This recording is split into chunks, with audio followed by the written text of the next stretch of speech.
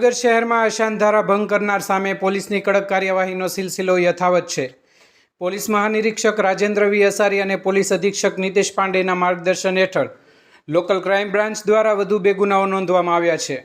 નીલમબાગ અને Ghogha road police સ્ટેશનમાં નોંધાયેલા ગુનાઓમાં અશાંત વિસ્તારની મિલકતો ગેરકાયદેસર રીતે કબજે કરવાના આરોપો સામે કાર્યવાહી કરવામાં આવી હતી।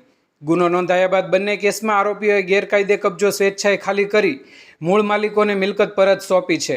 અગાઉ પણ અશાંતધારા ભંગ બદલ 2 ગુનાઓમાં કુલ 6 આરોપીઓ સામે કાયદેસરની કાર્યવાહી થઈ ચૂકી છે।